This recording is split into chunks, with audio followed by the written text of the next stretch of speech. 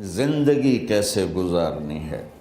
میرے نبی کی زندگی کا دوسرا رخ کہ بطور انسان زندگی کیسے گزارنی ہے، مرد عورت ہے، زندگی کیسے گزارنی ہے۔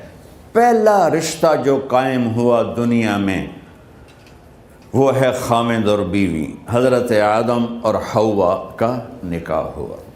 اللہ تعالیٰ نے عورت کو کمزور بنایا تو پہلے دن سے اس کو عزت اور احترام دیا تاکہ ساری زندگی اس کمزوری سے ناجائز فائدہ نہ اٹھایا جائے بلکہ اس کو عزت دی جائے۔ کہ آدم علیہ السلام کے لیے مٹی اکٹھی کی، پانی ڈالا، گوندھا اور ایک اسٹیچو بنایا اور ڈال دیا۔ جب وہ خشک ہوا اس میں روح ڈالی اور پھر وہ ننگے بدن تھے، پھر ان کو جنت کے کپڑے پہنائے اور جنت میں ڈال دیا۔ اس کائنات کا حسن بھی عورت سے ہے اور جنت کا حسن بھی عورت سے ہے۔ حضرت آدم علیہ السلام جنت میں، لیکن بابے جی دا دل ہی نہیں لگتا، کلے کلے ہی ٹرے پھر دیں۔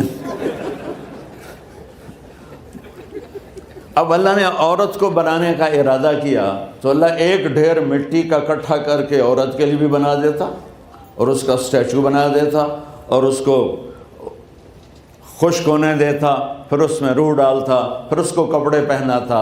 آپ حیران ہوں گے، سبحان اللہ، اللہ نے ایسا نہیں کیا۔ آدم علیہ السلام سوئے، آنکھ کھلی تو دیکھا ایک خوبصورت حسین عورت۔ یہ بات اکثر لوگوں کو معلوم ہوگی کہ یوسف علیہ السلام دنیا کے حسین ترین انسان تھے، اور یہ بات شاید کسی کو معلوم نہیں ہوگی کہ دنیا کی سب سے حسین خوبصورت عورت حضرت حوا ہے۔ حوا جن پر بڑھاپا آیا ہی نہیں، 1000 سال کے قریب زندگی گزاری، بڑھاپا نہیں آیا۔ حضرت آدم اور حوا قریب قریب عمر تھی۔ حضرت آدم کی عمر تو کتابوں میں مل جاتی ہے 1000 برس، لیکن حضرت حوا کی عمر کتنی تھی یہ کہیں پڑھنے کو ملا نہیں، اس لیے میں اندازہ کرتا ہوں کہ قریب قریب ہوگی۔ بڑھاپا نہیں آیا، بیماری نہیں آئی۔ اور حضرت حوا کو مینسز بھی نہیں آتے تھے۔ یہ عجیب بات آپ کو بتاؤں، اللہ نے اتنا جنت کا ان کے اندر نمونہ رکھا۔ تو جب حضرت آدم کی آنکھ کھلی تو دیکھا ایک حسن کا پیکر، انہوں تو جنت ہی بھول گئی۔ کہنے لگے یا اللہ ہن دل ٹھریا جا کے، یا اللہ کون ہے؟ کہ تیری بیگم۔ کہ واہ جی واہ، موجاں ہی موجاں۔ تو اللہ تعالیٰ نے نکاح پڑھایا۔ سبحان اللہ، اپنے نبی کی شان دوبارہ سنو۔ تو اللہ نے کہا آدم اپنی بیگم کا مہر ادا کرو۔ تو وہ پوچھنے لگے کیا مہر ہے؟ دیکھو ایک بات سنو، مہر کسی کی بیٹی کی قیمت نہیں ہوتی۔ $1 ہو یا $1 ٹریلین ہو، بیٹی کی کوئی قیمت نہیں ہوتی۔ یہ ایک نشان ہے کہ اس بچی پر اب یہ جو خامند ہے وہ موت تک خرچہ اس کے ذمہ ہے، بیوی کے ذمہ خرچہ نہیں ہے۔ خامند کما کے لائے گا اور اپنی بیگم کو کھلائے گا، اور بیوی گھر کی ذمہ داری نبھائے گی۔ تو خیر وہ الگ بات چلی جائے گی۔ اللہ تعالیٰ نے کہا کہ مہر ادا کرو۔ کہا جی کیا مہر ہے؟ تو میرے اللہ نے کہا تیری نسل میں میرا آخری نبی آئے گا، اس پہ ایک دفعہ درود پڑھ دے، یہ مہر ہے۔ اچھا، شروع دن سے ہے کہ میں نے قبول کیا۔ قبول کیا کا مطلب ہے کہ میں اس لڑکی کو قبول کر رہا ہوں، اس کی کمیوں کے ساتھ بھی خوبیوں کے ساتھ بھی۔ اور جب لڑکی کہتی ہے سائن کرنا قبول کیا ہے، یا زبان سے کہے قبول کیا ہے، تو یہ اس بات کی گارنٹی ہے کہ میں نے اپنے اس لڑکے کو خامد ہونے کے طور پہ قبول کیا، اس کی کمیوں کے ساتھ بھی، اس کی خوبیوں کے ساتھ بھی۔ اور جو ہی شادی ہو کر ڈولی سسرال کے گھر جاتی ہے تو ٹیسٹ شروع ہو جاتا ہے، کی کر دیے، باندھی کے میں، اٹھیں دی کے میں، بول دی کے میں۔ اور اس میں بہت زیادہ نیگیٹو کردار ہے سسرال کا. کئی لڑکیوں کا چونکہ ہم نے اپنے نبی کی زندگی نہیں قبول کیا. یہ واجب ہے کہنا قبول کیا کہ جس میں پیغام ہے کہ اب میں اس کی میں کوئی کمی ہے وہ بھی قبول کروں گی, کوئی خوبی ہے تو سر ماتھے پر. اور لڑکا کہتا ہے کہ میں اسے قبول کرتا ہوں, اس کی خوبیوں کے ساتھ بھی کمیوں کے ساتھ بھی. یہ بات یاد رکھنا, پرفیکشن کبھی تلاش نہ کرنا, پرفیکشن کبھی تلاش نہ کرنا. اللہ نے 100 نمبر نہیں مانگے, 51, ایک نمبر اوپر ہو گیا. گناہ تمہارے 50 ہیں اور نیکی تمہاری 51 ہے, تو اس ایک پر ہم تمہیں جنت میں ڈال دیں. اب کوئی خامند اپنی بیوی میں پرفیکشن دیکھنا چاہے, بیوی اپنے خامند میں پرفیکشن دیکھنا چاہے, ساس سسر اپنی بہو میں, ساس سسر اپنے داماد میں, بھائی اپنے بھائی میں, ماں باپ اپنی اولاد میں, اولاد اپنے ماں باپ میں, جہاں یہ نظر ہوگی تو وہاں لڑائی ہوگی.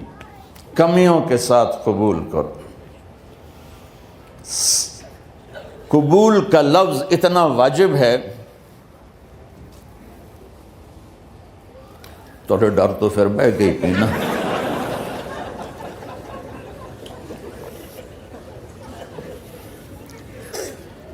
قبول کا لفظ اتنا ضروری ہے کہ اس کے بغیر نکاح ہی نہیں ہوتا.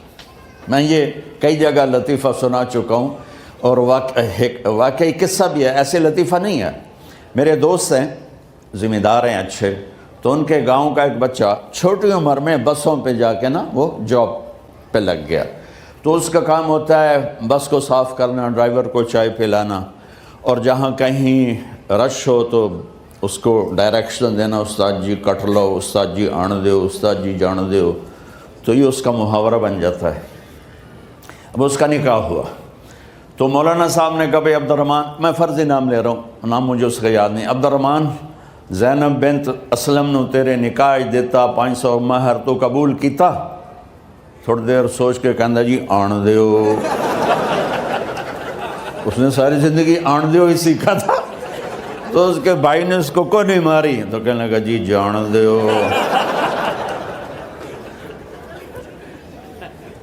مولانا صاحب نے کہا آن دیو جان دیو نال کم نہیں بننا, تو آگے میں قبول کیتا.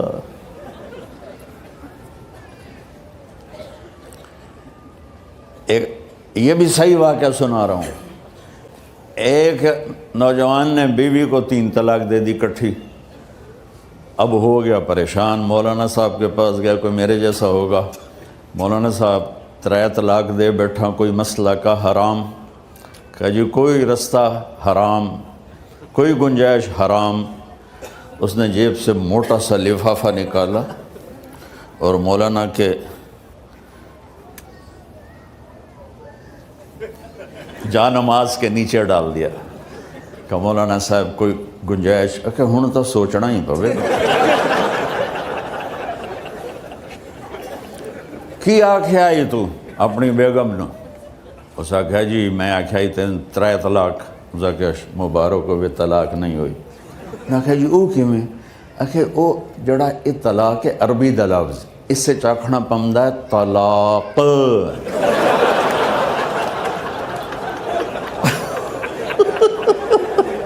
یہ آپ کو صحیح واقعہ سنا رہا ہوں. تو تم نے تو چھوٹے کاف کے ساتھ کہا ہے طلاق. او کاف تا کتے آلا ہے. موجاں کر, ایک لفافہ ہو راوے تو چاہے ساری زندگی دا حلال کر دے. لفظ قبول اتنا ضروری ہے. تو میرے نبی نے 11 شادیاں کی, اللہ کی قسم شوق کی نہیں تھی. ما تزوجت وما زوجت الا بوحی من السماء نزل به جبریل. کہ لوگوں سن لو میری بات غور سے, مجھے عورت کی کوئی رغبت نہیں ہے. میں نے جہاں شادی کی, جہاں بیٹی کی شادی کی, پہلے اللہ نے آسمان سے جبریل بھیج کے حکم دیا, پھر میں نے قدم اٹھایا. تو پہلا رشتہ خاوند اور بیوی ہے جو اس کائنات میں جڑتا ہے. یہ دنیا کا سارے رشتوں میں نمبر 1 رشتہ ہے، سب سے خوبصورت رشتہ ہے، سب سے اہم رشتہ ہے، سب سے بڑا رشتہ ہے۔ والدین کے لیے چند آیات ہیں، اولاد کے لیے چند آیات ہیں، بہن بھائیوں کے لیے چند آیات ہیں، خاوند اور بیوی کے لیے سینکڑوں آیات ہیں، سینکڑوں۔ تو اگر آپ اپنے گھروں میں کامیابی دیکھنا چاہتے ہو، اپنے گھر کو ہاؤس کی بجائے ہوم دیکھنا چاہتے ہو، خوشی کا اگر آپ اسے گہوارہ بنانا چاہتے ہو، اللہ کی قسم ڈگریوں سے نہیں ہوگا، محبت سے ہوگا۔ میرے نبی سے پوچھا گیا یا رسول اللہ اسلام کا سب سے مضبوط عمل، نہیں، میرے نبی نے سوال کیا، بولو بھائی اسلام کا سب سے مضبوط عمل کیا ہے؟ صحابہ نے کہا نماز۔ نہیں، سبحان اللہ، ابھی میں نماز کی کتنی اہمیت بتا چکا ہوں۔ انہوں نے عرض کیا جہاد، آپ نے فرمایا نہیں۔ تو صحابہ نے عرض کیا روزہ، آپ نے فرمایا نہیں۔ اللہ اکبر۔ کہ یا رسول اللہ حج، آپ نے فرمایا نہیں۔ تو سارے صحابہ حیران ہو گئے، یا رسول اللہ نماز، جہاد، روزہ، حج، تو پھر کیا ہے؟ اب سننا سارے بہن بھائی، مستورات، بچے بچیاں، آپ نے فرمایا اسلام کا سب سے مضبوط اور بڑا عمل ہے آپس میں اللہ کے لیے محبت کرنا۔ اگر آپ اپنے گھروں میں حسن دیکھنا چاہتے ہو تو ایک دوسرے سے محبت کرو، اظہار محبت کرو، اور محبت کے پیدا ہونے کے لیے بہت ساری چیزیں ہیں، لپیٹ کے 2 میں کر لیتا ہوں، 2 میں۔ بیوی کی خوبی دیکھو، کمی نہ دیکھو، خاوند کی خوبی دیکھو، کمی نہ دیکھو، پہلی بات۔ دوسری بات، اس زبان سے زہر نہ اگلو محبت کے پھول، اس زبان سے کڑوے جملے نہ ہوں، طنز نہ ہو، ٹانٹنگ نہ ہو، بےعزت نہ کرو، انسلٹ نہ کرو، تو آپ کے دل جڑ جائیں گے۔ یاد رکھو شکلوں سے زندگی آباد نہیں ہوتی، زندگی اخلاق سے آباد ہوتی۔ تو اپنے گھر سے ٹانٹنگ نکال دو۔ نہ کہا کا مطلب ہے بارش کا زمین میں جذب ہو کر یکجان ہو جانا، 2 زندگیوں کا محبت میں جذب ہو کر یکجان ہو جانے کو نکاح کہتے ہیں۔ نہ کہا آنکھوں میں نیند کا اتر کے سلا دینا، نہ کہا خاوند اور بیوی کا ایسی محبت دینا کہ چین کی نیند آ جائے، نہ کہا اعتماد کرنا، بھروسہ کرنا، خاوند بیوی پہ بھروسہ کرے، بیوی خاوند پہ بھروسہ کرے۔ اے نوے لوک لوک کے فون چیک ہو رہے ہوئے، کال کتنے کیتی ہے، کال کتنے کیتی ہے۔ عزت دو، اعتماد کرو۔ چوتھا مطلب درخت کا چھاؤں بنا دینا، نہ کہا میاں اور بیوی، خاوند اور بیوی کا محبت کی ایسی چھاؤں بنانا کہ اس کے نیچے اولاد کا پودا خوبصورتی سے پیدا ہو سکے۔ نہ کہا، صرف لفظ نکاح کے مطلب بتا رہا ہوں، نہ کہا مریض کو، کدھر ڈاکٹر بیٹھے ہیں، میرے سامنے بیٹھے ہیں، مریض کو دوا ایسی دینا کہ وہ شفا یاب ہو جائے، آپس کے ایسے تعلق بنانا کہ زندگی کو شفا مل جائے۔ میرے بھائی بہنوں، میں آپ کو اپنے نبی کی زندگی بتا رہا ہوں۔ میرے نبی نے 11 شادیاں کی، اللہ ذوالجلال کی قسم، صرف ہمیں زندگی سکھانے کے لیے کہ گھر کی زندگی کیسے ہوتی ہے اور اولاد کو کیسے پالا جاتا ہے۔ اب لوگ کیا مجبوریاں ہیں کہ عورت بھی جاب کرتی ہے، مرد بھی جاب کرتا ہے۔ عورت کی سب سے بڑی جاب اپنی نسل کو پالنا ہوتا ہے۔ جب یہاں ٹائم نہیں ملتا بچے کو، نہ ماں سے ملتا ہے نہ باپ سے ملتا ہے، تو پھر وہ جنگل کا پودا بن جاتا ہے۔ یہ تو وینکوور ہے، فیصل آباد کی بات سناتا ہوں۔ میرے بچے جس اسکول میں پڑھتے تھے ان کے پرنسپل سے میری دوستی تھی، میں ملنے گیا ایک دن، تو کہنے لگے جی عجب واقعہ ہوا ہے کہ یہاں 2 بچے پڑھتے ہیں، ان کی ماں بھی ڈاکٹر ہے اور باپ بھی ڈاکٹر ہے، تو وہ دونوں آئے ہیں میرے پاس کہ ہمارے بچوں نے 3 دن ہو گئے ہیں گھر میں کھانا نہیں کھایا، تو ہم پریشان ہیں، ہمیں بتاتے نہیں، کائنڈلی آپ پوچھ کے بتائیں کہ وہ کھانا کیوں نہیں کھا رہے۔ ایک باری کر کے بھی دکھا دو.